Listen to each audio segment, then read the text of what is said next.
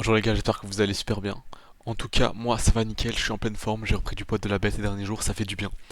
J'ai pas beaucoup dormi, mais je me suis réveillé à l'heure, donc c'est encore mieux que ce que je voulais. Aujourd'hui, le petit point du jour, comme d'habitude, je vais parler de ma journée, de ma routine, ce que ça en est, et une petite note sur 10. Aujourd'hui on est à 6, c'est mieux qu'hier. C'est pas encore la meilleure journée de mes rêves, mais je suis beaucoup mieux. Demain je ferai encore mieux, c'est l'idéal, et c'est ce qui va arriver. J'ai lu un peu de mon livre, le principe des vagues d'Elliott, sur les vagues correctives. Enfin, on a vu les running, les flats, les expanded, donc très intéressant. Étant donné que je trade les vagues d'Elliott, j'ai les bases fondamentales, mais je voudrais bien rentrer dans le sujet plus précisément pour mieux trade, même si c'est une stratégie de trading plus axée pour le stock, mais on peut l'utiliser dans les cryptos, mais il faut bien être conscient de comment tu l'utilises. Aujourd'hui, le point dans lequel je veux vous parler, c'est de cette merde, les distractions. C'est vraiment un point important à vous de savoir si vous voulez réaliser vos rêves. En plus de ça, j'ai deux bonnes news pour vous au niveau crypto. Je vais faire un petit point de vue au niveau des marchés et de mes positions parce que j'ai pris deux positions. Une qui va peut-être se faire SL, on verra, je vais vous expliquer ça juste après. Au niveau des deux cryptos que je voudrais vous parler, c'est IMO. Je vais venir plus en détail sur les targets de prix, ce que je compte faire avec mon argent, parce que vous avez vu combien j'ai mis, je vais pas vous le cacher, comme ça vous voyez ma façon de faire avec. Quand je vais retirer, pourquoi je vais retirer là et ce que j'attends de cette crypto. Ensuite, je vais aussi parler d'une autre crypto qu'un pote à moi lance. Et si vous voulez lui donner de la force, faites plaisir. Allez sur le Twitter, je vais vous partager tout ça. Allez sur le Twitter, allez sur le site. Et le plus important, c'est qu'il fait un airdrop, du coup, vous pouvez vous connecter hyper facilement. Si ça peut faire gagner quelques cryptos, allez-y, ça lui ferait lui un peu de visibilité. Il cherche à créer une communauté, donc je suis en train de l'aider, mais on peut tous ensemble, on peut faire des grandes choses, les gars, donc allons-y. Et c'est un projet qui est super intéressant. Au long terme, j'aime bien le concept. Je vous expliquerai aussi avec. Euh, Qu'est-ce que je peux dire d'autre? Je vais voir si j'ai pas rien oublié par rapport à ça. Non, je n'ai rien oublié, je pense. Donc, les distractions. Il n'y a pas que le téléphone, hein. Il y a les jeux vidéo, les meufs, les sorties, les potes et tout. Les gars, vous voulez réussir vos rêves, soit vous avez la chance d'avoir des potes ou de la famille très proche de vous, comme moi j'ai mon petit frère et j'ai un pote, c'est comme mon frère sans lien de sang. On est dans la même mentalité pour travailler ensemble et se voir régulièrement là-dessus. On parle business et tout, évidemment on rigole. C'est important de un peu s'aérer l'esprit, mais il faut pas que s'aérer l'esprit, pardon. C'est important de taffer et de focus sur ses projets, sur ses idées. Même si vous voyez pas vos potes, vous n'avez pas à faire la fête, vous n'avez pas à sortir et tout. Et je vous jure que c'est une sensation qui n'est pas manquable. J'étais le premier qui adorait sortir voir mes potes. Vraiment, j'étais le premier. Euh, j'ai kiffé, j'en ai fait des soirées, j'en ai fait des sorties et tout. J'étais un peu jeune, genre j'avais 16, 17. Maintenant j'en ai 20. Et c'était bien. Maintenant j'ai des objectifs, j'ai envie de les réaliser. Et je me rends compte vraiment que les gars, ça sert à rien. Aller en boîte. Bah, à part si tu sais danser, ouais, tu peux t'amuser. Ou alors si tu veux charo, à quoi bon? Tu veux juste embrasser Ken une soirée. Tu peux laisser une fois ou deux, tu verras que ça t'apporte pas grand chose et après c'est bon, t'arrêtes. Et j'ai la chance d'avoir une copine, je peux prendre du temps, être bien avec elle, c'est bien. Soit vous savez gérer avec une meuf, parce qu'il y en a qui n'arrivent pas à gérer le business, réaliser ses rêves avec une, parce que souvent c'est rare que ta copine elle te soutient, et j'ai la chance que la mienne elle l'est, donc c'est vraiment un point important. Et si tu sais faire sans, mon frère par exemple il est comme ça, il sait faire sans, c'est pas qu'il s'en fout des meufs évidemment, et si pour avoir une meuf il serait content, mais il va pas chercher à en avoir une, il va pas encore se tracasser à ça, il m'a clairement dit, quand j'aurai l'argent, je me tracasserai pour ce genre de problème. Donc voilà, c'est important. Au niveau social, on va dire, n'hésitez pas, les gars, à vous enfermer. Vous pouvez rester poli.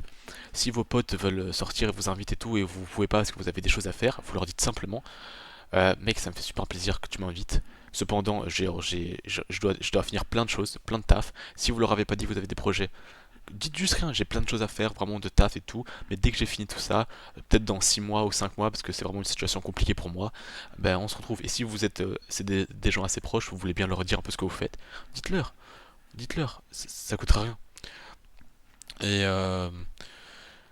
voilà, c'est important sur ce point vraiment, parce que ça peut vraiment changer des gens et des vies, parce que votre cercle d'amis vous définissent.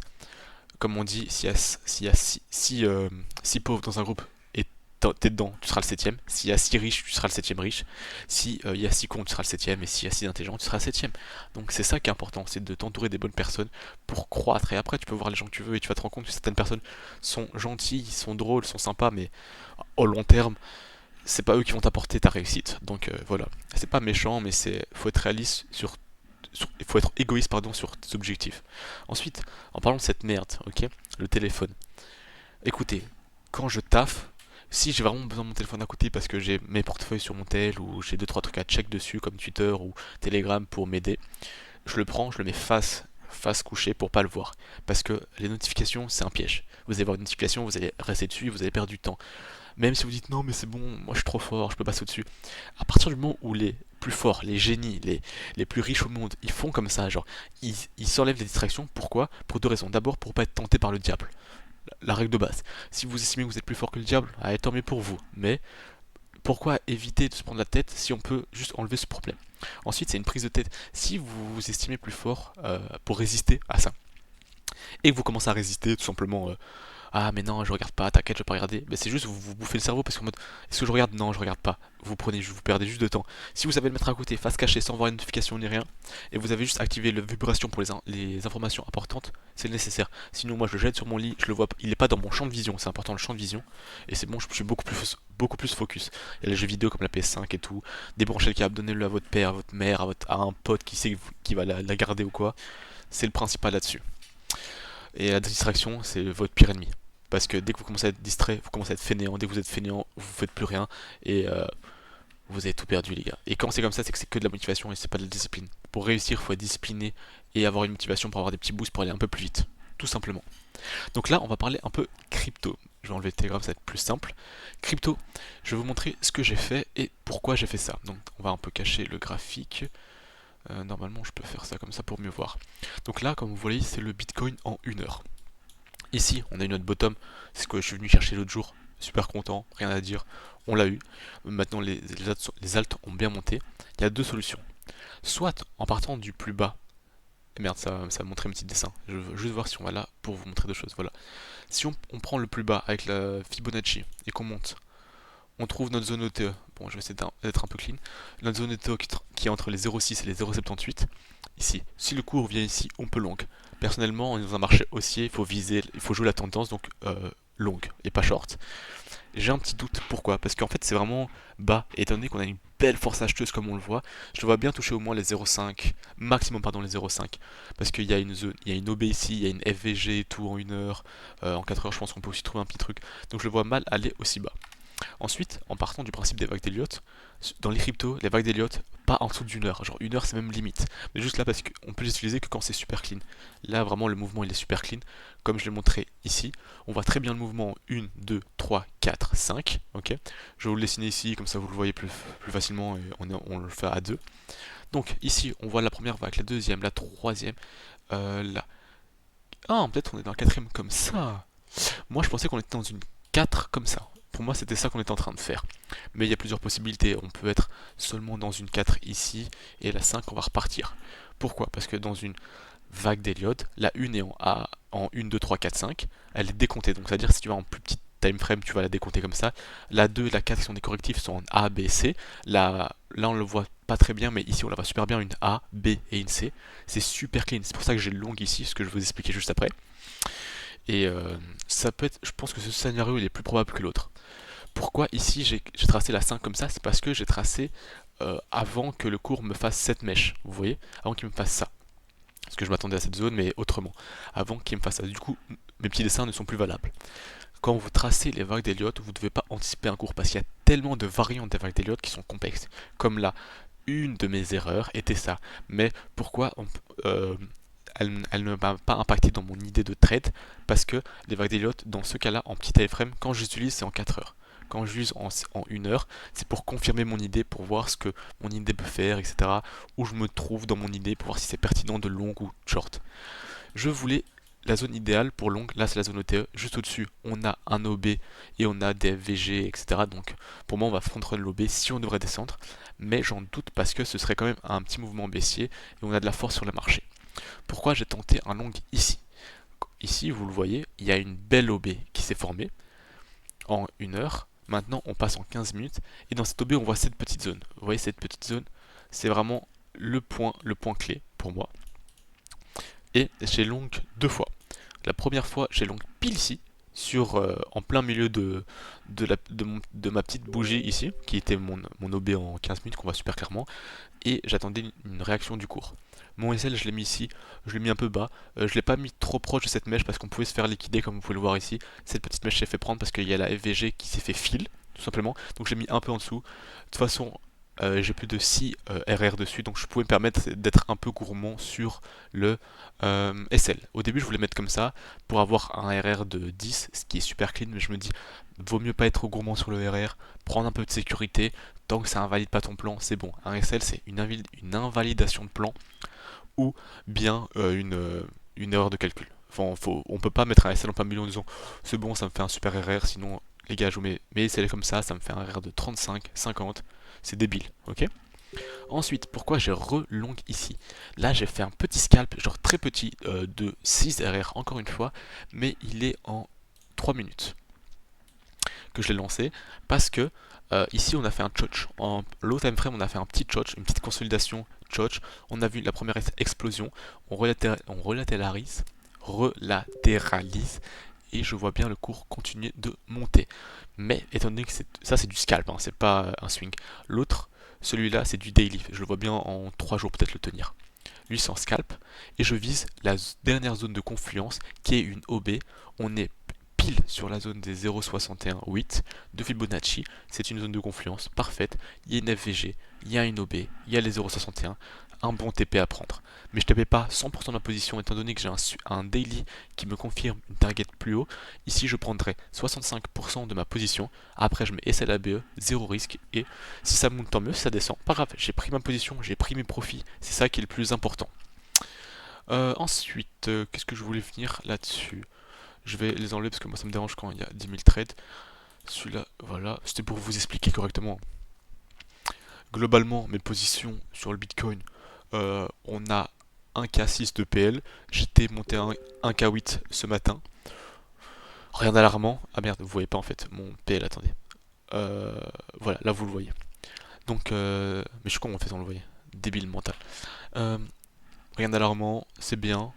Tous mes trades sont dans le vert, TP, j'ai remonté un peu mes SL, pas trop encore. On n'est pas à l'abri d'une petite descente. Bon, faut pas mettre SL à BE trop tôt non plus les gars. Faut pas, vraiment c'est bien de le faire, mais ça dépend quand, la situation, où on est dans le marché. Là, on est dans un marché haussier. Tant que je peux confirmer que la correction est finie, après je veux bien, sans problème, je veux bien cut ça. Maintenant, je vais vous parler de IMO.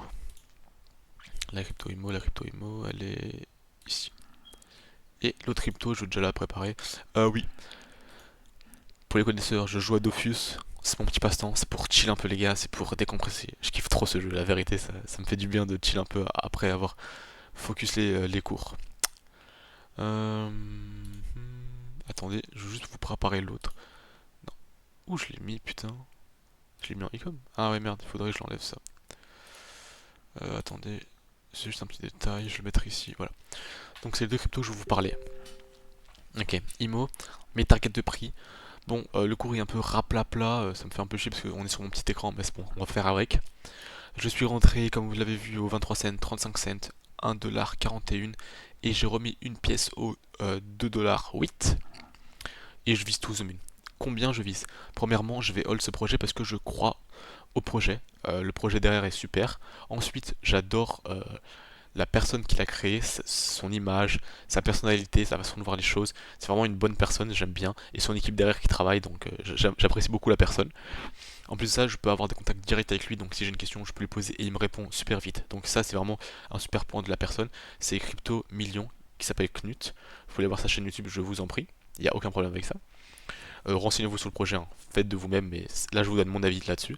Ok, mes targets. Premièrement, je vise une target de 10$ symbolique. Là, je vais peut-être enlever 1 à 5% en fonction de où se trouve le listing, parce que ce projet compte se faire lister. Ensuite, on a ma target qui est vers les 25$. Je pense que durant ce BR, c'est largement possible cette target, voire un peu plus. Ma prochaine target se trouve vers les 45$ en moyenne. C'est une moyenne de prix que là, je pense que j'enlèverai 10% de ma position juste pour sécuriser du gain, prendre du profit, et voilà.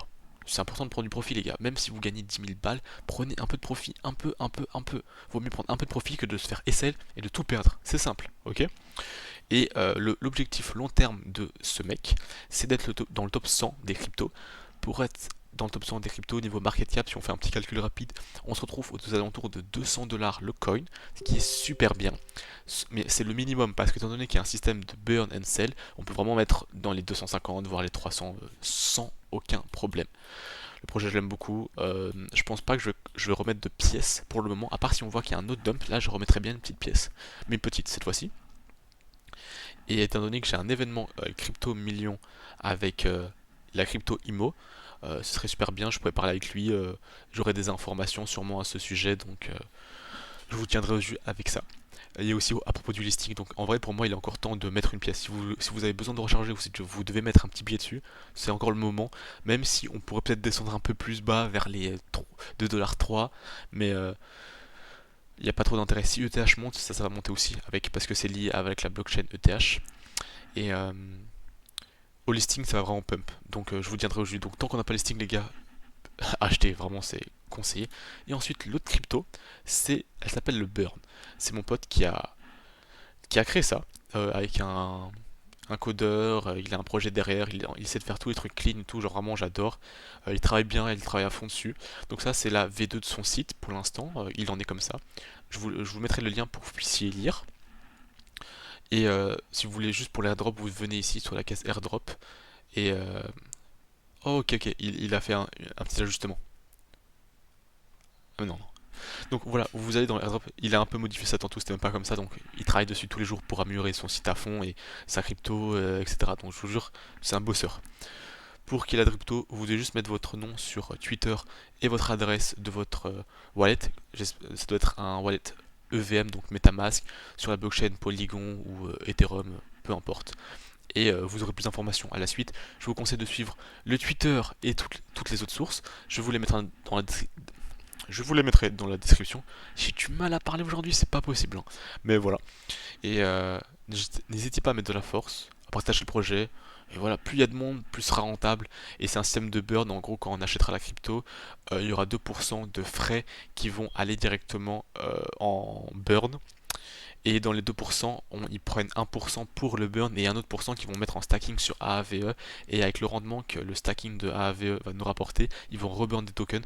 Du coup, plus tu achètes des tokens tôt du burn, c'est le nom de la crypto en burn, plus tu peux bénéficier de tout ce qu'ils offrent au long terme parce que les burns ça va augmenter le prix, etc. au long terme. Donc si tu achètes tôt et que tu hold, t'es sûr qu'avec le burn t'es rentable d'office. Donc voilà. Donc déjà au moment où tu achètes, le burn va te rentabiliser. Donc c'est un super projet, j'aime bien l'idée derrière. Donc je continue à suivre ça. Je parle avec mon ami là-dessus et j'essaie de bien faire pump le projet, ce serait super intéressant. Donc voilà, une vidéo un peu plus longue que d'habitude, 17 minutes. J'espère que ça vous a pas dérangé, que vous avez pu voir la vidéo à fond.